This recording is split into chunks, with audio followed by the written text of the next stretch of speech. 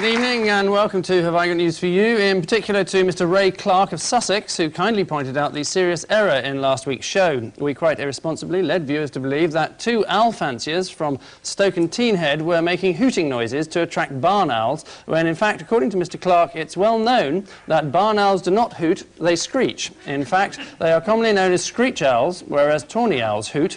They actually make more of an ooh sound rather than a hoot. But if any owl hoots, it's the tawny owl and not the barn owl. We'd like to apologise sincerely to all our viewers for wasting the last 15 seconds of your lives. In the news this week, in Germany there are fears that Britain's budget deficit may be worse than forecast as the Prime Minister's entourage sets off for the Bundesbank. After the Royal Yacht Britannia is decommissioned, the government offers the Queen a choice of replacements.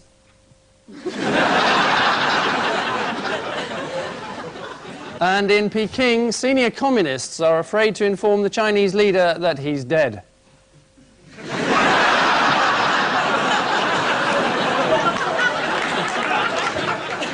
On Ian Hislop's team, a writer and performer from The Fast Show who was once sued by a former boyfriend for the return of some presents, which by an uncanny coincidence is the only thing that Ian hasn't been sued for yet.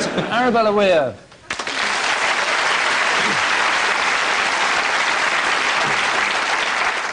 And with Paul Merton tonight, the editor of the Sunday Sport, who claims that his paper is simply carrying on in the great tradition of Shakespeare. Presumably that's the Shakespeare who wrote about Romeo being abducted by aliens and Juliet having massive bazookas. Tony Livesey.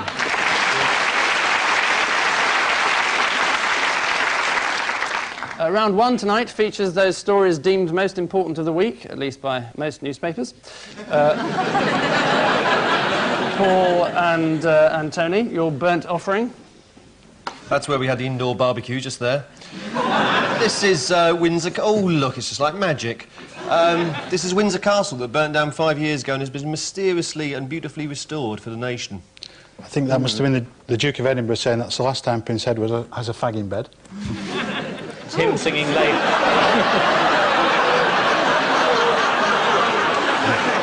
There must have been a hell of a lot of friction.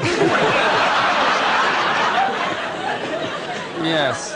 And what was the cost of all this redecoration? £87. 37 million. 37 million. So you did cover this story then? Yeah, we did. Oh, in great depth. We did at least one paragraph on it.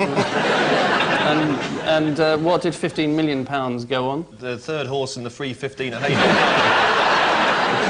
Well, actually, 15 million went on smoke detectors. Oh.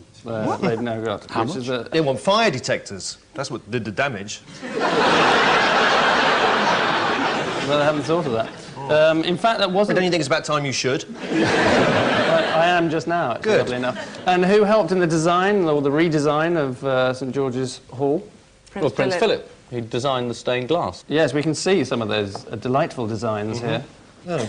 But someone He looks like a rescuing. German soldier. Well, I assume he's rescuing. Is he looting? He might be, does he? He might be licking it. There is another one we can see here. Is there? Yeah. Yeah, that's one of the firemen. It really does. That looks like something for your paper, doesn't it? Yeah, well... Presumably that's split second. What? That's not continuous. I mean, he didn't pose for that, did he, over a number of days? As far as I'm Did he aware, pose no. with his hose, is the question I'm posing. I see where you're coming from. I can see where he's coming from.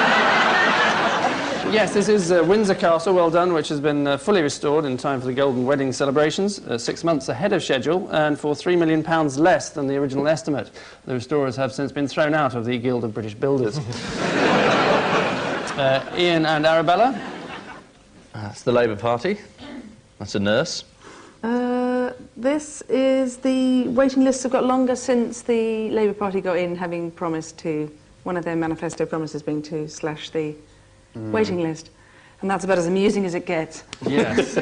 It's always a good area for gags, Isn't it? It's hilarious. Yes. Bloke on a trolley, dying, can't get an operation. That's comedy. They were rather hoping that there'd be a big surge in smokers after Formula 1 and they'd all drop dead. That would have sort of cut the list, but it didn't happen. Simply didn't happen. And what else has the NHS unveiled this week? There was... Cervical smears? Oddly Oh, not. sorry, no. No. They did. No. They may have done, but I missed that. There's So did most of the lab technicians, I think.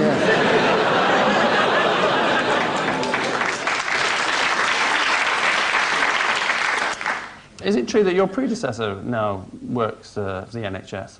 That's correct, yes. Yeah, he does a very responsible job. Is that a common career move? He's actually working, I think, as a psychiatric nurse. Is he? And he was formerly editor of the Sunday Sport? Yes. So if a patient says to him, I have this fantasy that double-decker buses are on the moon, he says, well, there's nothing unusual about that. You're perfectly free to wander out of these gates, an honest citizen. Yes. Here's your card with I'm not mad written on it.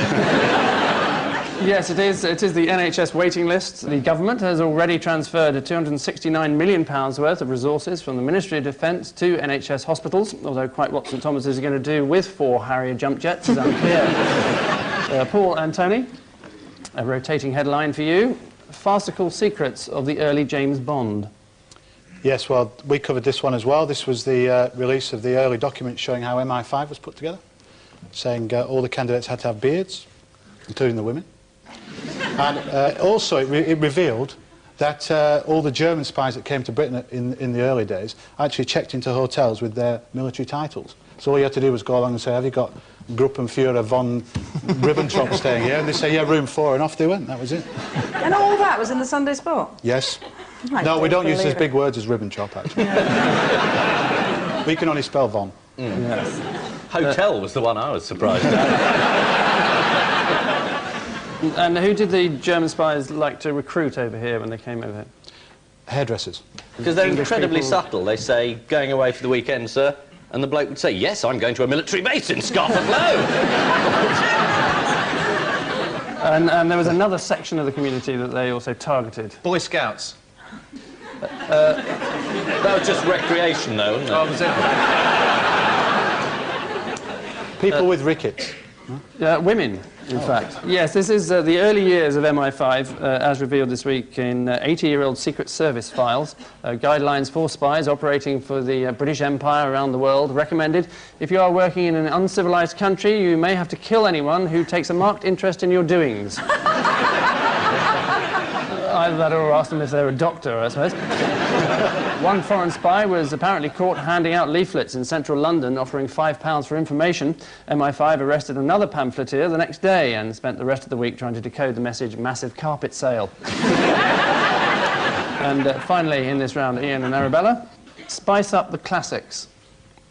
We think this is about the medieval, in quotation marks, babes singing Gregorian chants, and the idea being that, you know, if they kind of were semi-naked, then maybe people would listen to, basically unlistenable to your music. Mm-hmm. Is that I right? think that's a bit harsh, isn't it? Well, Gregorian chants are fairly hard work, aren't they? That What is Abbess a Gregorian? Hildegard stuff is pretty damn good. What is a Gregorian chant? Is it a bunch of people? We are the Gregorians. That's it, yeah. Yeah. Can I just point out that one of these, I think, used to be a stripper, and she's going to be in our paper soon. So that's your Talking about her music, yeah? Yes. Right. Talking about plain song and its value. Yeah. Yes. No, their record's up against, I think, the Monks of Downside and various closed orders. What's the monks? What's their song called? The Downside Monks, just sort of Gregorian Chant 3. Oh. That's what I call Gregorian chant. I left my heart with some Franciscans.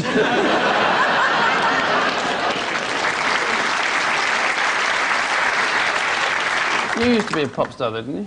Or when you were in a I band was in a with, pop group, yeah. But you know, I eschewed it. I could have been one of the Lillettes thereafter, which was what we were called. The girls were called the Lillettes.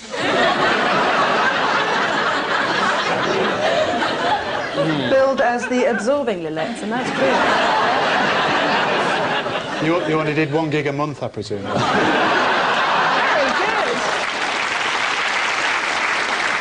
But they did end up with a string of hits. Right, that's quite enough of that, thank you. This is the launch of classical music's answer to the Spice Girls, namely the medieval babes, who sing 14th century plain song in Latin, although there was a riot at one of their concerts recently when they used a second declension nominative ending instead of the accusative. The medieval babes have been quick to claim their girl power credentials. We're Anglo-Saxon acid mead mistresses, lager-swilling, smoking, cursing, tattooed sex goddesses. We are genuinely a raunchy bunch of birds. Then one of them... Honest God. Yes, one of them added, we began singing together when we went for picnics on Hampstead Heath. Wild. So at the end of that round, both teams have agreed not to differ with 4 points each.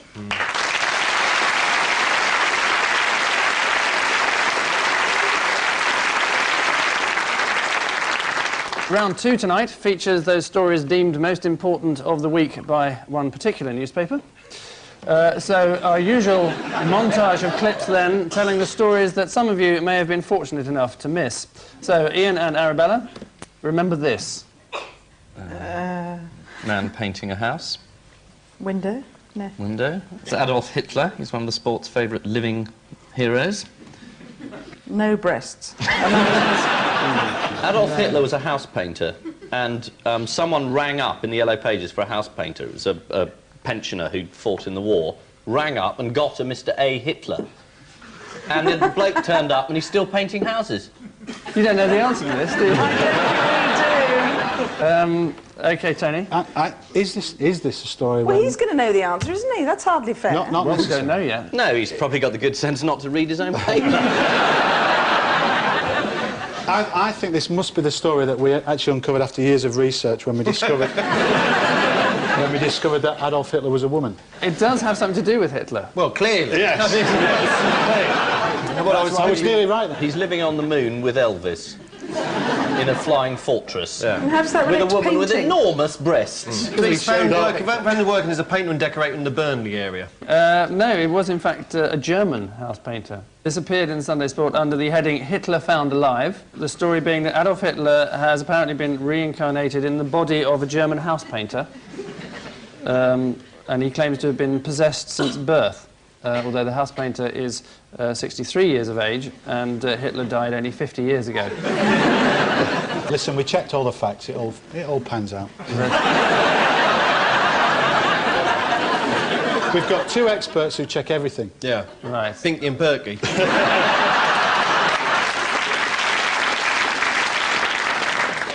Although it didn't really square with the other story which you did mention, which was this one. Hitler was a woman. There we are. And there's the picture to prove it. Bloody Heil. It's true. Where does the donkey fit into the story, as it were? That's a different story. Oh, but it's just a taster. Yeah, that was Donkey Rob's In bank. case you're bored with a Hitler. Donkey robs bank. Yeah. Did he get away with it? Yeah. Did it have a stocking over its head? That's how it works. Paul and Tony.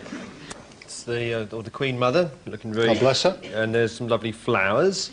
And this is... Some of the marijuana. weed. Yeah, some of the weed there. Go on. and it's fast growing, this stuff, isn't it? I think I know this one. Extraordinary. Was this the story? Killer plant stalks Queen Mum. And if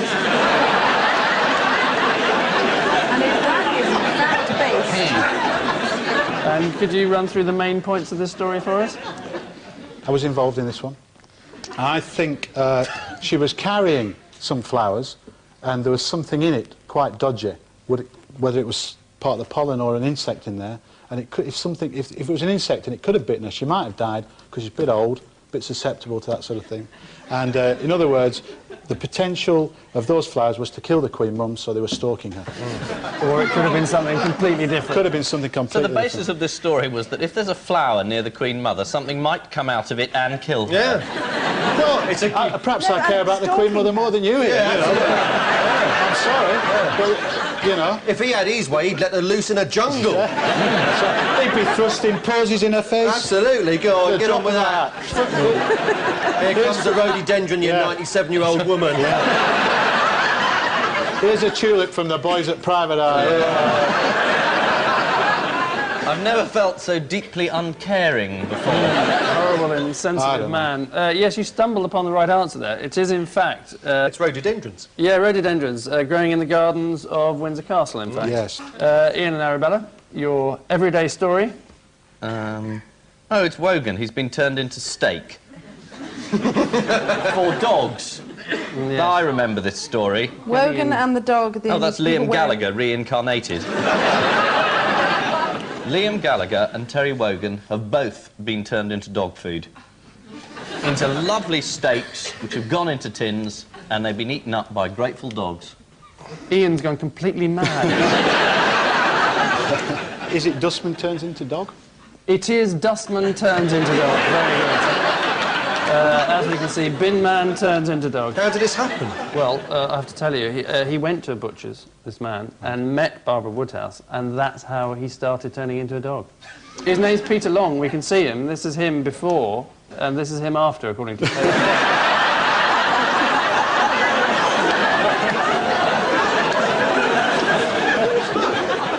And finally, in this round, Paul and Tony.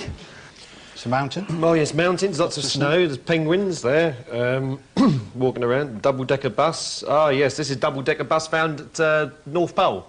No, South Pole. South Pole, yeah, big difference. It'll be ridiculous Yeah, if get we're your all facts dull, right. Yeah. Absolutely. So it's at the South Pole, double-decker bus found at the South Pole. It's been thawed out. How did it get there? Well, the driver, it was a Wrong new turning. driver. Should have turned left at 2 in Broadway, he turned right. Straight through Balham, straight through the pole. It is amazing, but it is actually true, yes. No, it isn't true, Angus. No, it's not true. It's but a the lie. right answer. No, it's not. Well, It's the answer. I can now see why you end up in so many courts, because how dare you say that? yeah, sue him. I might just do that. Yeah, sue him. Yeah, please do. It's you. I'd like one I can win. Yeah, do you want to see a picture of this bus? I do. Yes, here it is. There Well, we are. That is believable. 109 bus, yeah. What more evidence do you need? Absolutely, it's there. It's there in black and white. Well, the penguins are in black and white. The bus is in colour. It's there. Look. But you're right that it was when they changed crew Yeah. that a little green man got on with a pointy nose and peculiar ears. Didn't he, Tony? I don't actually remember that bit. That bit sounds made up, Angus. Definitely true, I got it here. This is the story of how the Sunday Sport tracked down the passengers of a double-decker bus. There we are. Discovered at the South Pole. One survivor, airport worker Stan Williams, thanks the Sunday Sport for saving his marriage. I went missing for 2 days and my wife Sheila didn't believe my story until she saw the piece in the Sunday Sport. So a lucky break for Stan that he'd married the world's most stupid person. All of which, Bull, marks the end of this round of Poppycock, and the upshot is that Ian and Arabella are looking distinctly dubious, trailing as they are 8-5.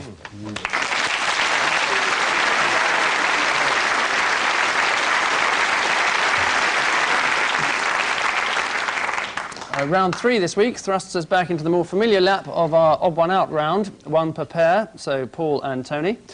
Your 4 beauties are Roger Cook, Peter Davis, Desperate Dan, and Humphrey the Cat. Oof. I think the guy bottom right got arrested about 3 seconds after that picture was taken.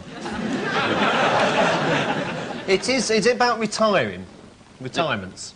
In what way? Well, in that Humphrey the Cat has retired officially from its duties at number 10, I believe.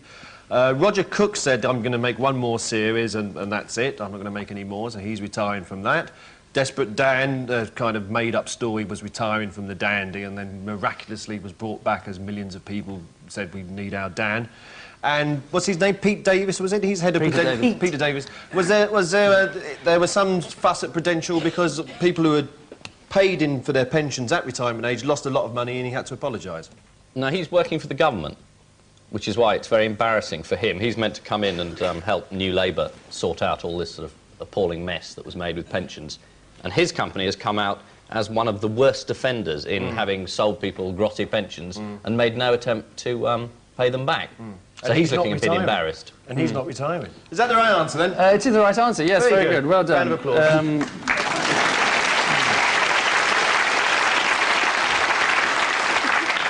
Stop applauding now. Start again.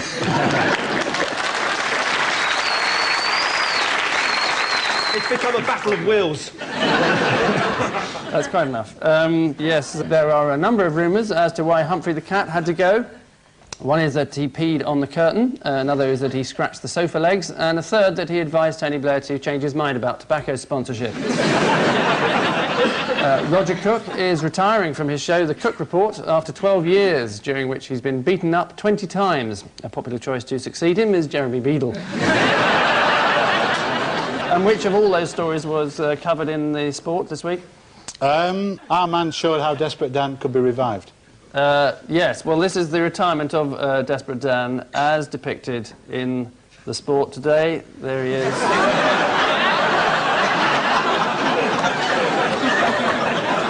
Ian and Arabella, your random selection: Martin Amis, Michael Portillo, William Shakespeare and Christopher Robin.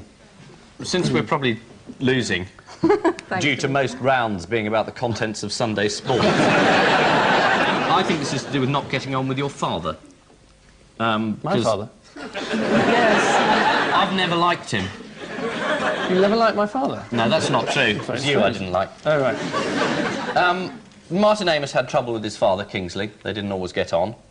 Portillo's father was a Spanish socialist, so their political views led to some tension, I believe. Shakespeare, we don't know who his father was, but he had a son called Hamlet. True, named after the cigar. And A.A. Milne's son, Christopher Robin, had problems with his father. Is Shakespeare the only one who's had his head shoved through a coffee table? There's the doily there, look. That's the placemat. That's the placemat there. Yes. Well, he obviously is, but that's not the right answer. Shakespeare was the only one who didn't adopt his father's trade. Well, it's a trade that doesn't exist anymore, but he used to nail ducks to the side of wooden walls. It was a duck malleteer. No. It's, They wrote about their sons. no, I'm going to give you the answer now. Good, I will give you Enough's one enough. point, yes. The answer is that all their fathers were poets, except Shakespeare, who was himself a poet, and is rumoured to have fathered Sir William Davenant, poet laureate, in the 1720s. There's your answer. In fact, Kingsley wrote poetry first, Kingsley Amis, before he wrote novels. And Lewis Portillo is Michael Portillo's father, and he wrote poetry as well, on the tube, mainly. A. Milne's not primarily known as a poet, is he? Now We Are Six, he wrote, and which is poet. That's right, The House at Pooh Corner. Yeah. Well, they're all poems When we were young. inside other books, aren't they? Poems are usually inside books rather than outside them. Because then they become Not if inferior. they're spoken. Yes. They're ephemeral. You can't, if a poem's floating in the air, you can't, it's just like that. It's got, you've got to put it in a book. Yeah. It's got to be captured, it's got to go into print. That's how print works. You read, it's there, it's a poem, it's there. Poems are in books. There's a lot of truth in what Paul's saying. I know we're not being too controversial here. No, no. Rather ignores the oral tradition of poetry, but... Well, what they do in their private life has nothing to do with it. Martin Amis's most recent book was written from the point of view of a Chicago policewoman, and the author said that in order to make it believable, I had to go upstairs after tea and get into the body of a woman. Any old excuse, eh? Which minor deductions drag us screaming to the end of this third quarter, and the mathematical certainty is that Paul and Tony are fractionally ahead, leading as they are 10-6.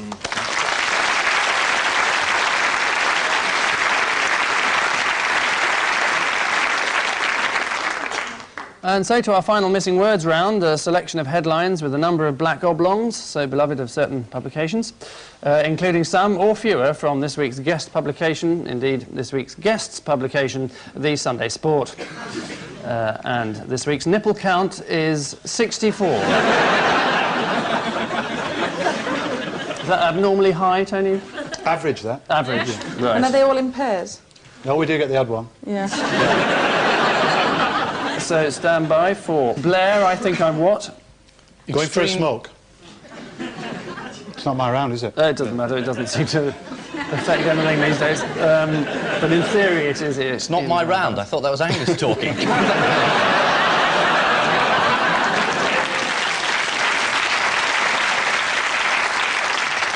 I think I'm a straight sort of, a pretty straight guy. Pretty straight guy. Pretty straight sort of a honest. guy, Sort of a yes. guy. Very Straight, well tall, done. honest, decent. Yes. Next, what found in Cabinet Office? Promise kept. No. Is it Churchill's lucky goat? Churchill had a lucky goat during the war. Desperate old slapper. That would be the Sunday Sport, wouldn't it? Oh, I see. No. It is, in fact, Napoleon's chamber pot. was found in the cabinet. Very uncannily close, Paul. Churchill's lucky goat, Napoleon's chamber pot. Churchill used to use his lucky goat as a chamber pot when he got very annoyed. Yeah. After Coventry was bombed. There wasn't a lucky goat that weekend, I can tell you. Next, suicidal toad saved by what? Compassionate newt. Ratty and Moley. Cheered him up. Yeah. Toad line. No. It's a new service. Yeah. Ian was fantastically close, actually, because it is, in fact, a reference to Mr. Toad. Suicidal toad saved by therapy. This is in the sequel to Wind in the Willows. Right, he talked to his friends, got his problems out, obsession with motor cars, poop, all that stuff. Not that I know the story, though. No, evidently. Next, crack hidden what? Or where? In my bum. I had to get my bum in somewhere. Yes, exactly. I saw this again. This is a big bloke. Smuggling stuff, crack cocaine through customs. Rolls of fat in his stomach. Very big rolls of fat, and he just hid it in the lines like that. We did a story of this once. A woman was found to have a growth. Yes. And when surgeons got in there, it was a 3-year-old cheese sandwich. She dropped it while eating, and it had just festered. Well, that's very... A 3-year-old cheese sandwich should be going to school, shouldn't it, really? Should be educated, shouldn't be stuck in some woman's stomach. Yeah. It is rolls of fat, though, isn't it? It is rolls of fat, yes, absolutely right, well done. And finally, sorry folks know what? No Teletubbies in the shops for Christmas. Yes, that's the answer. Got to be, isn't it? Stake my reputation on it. No, go on, no. No, up the stakes, put 10p on it. Well, I have to tell you, it's not the answer. Oh. It is, in fact, parachutes. Ha, ha, ha. A German airline encouraging its staff to be more amusing. So, who says the Germans have no sense of humour? Everybody. That is Just about funny. everyone, I think, yeah. Which feverish ramblings mark the end of tonight's decline, and the terminal situation is that this week's bottom dollars are Ian and Arabella with 6, whilst this week's fast bucks are Paul and Tony with 13.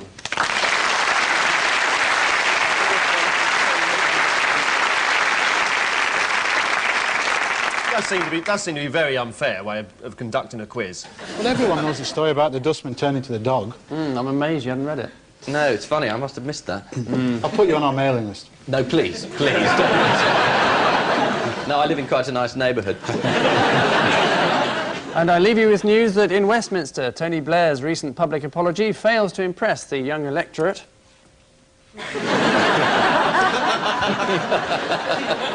In Hastings, a historical reconstruction is marred by a particularly nasty road rage incident.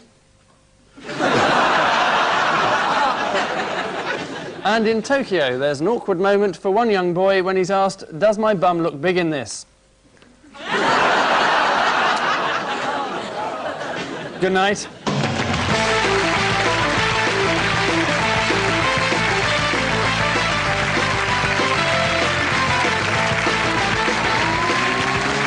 And BBC Two's back in the Comedy Zone next Friday from 9.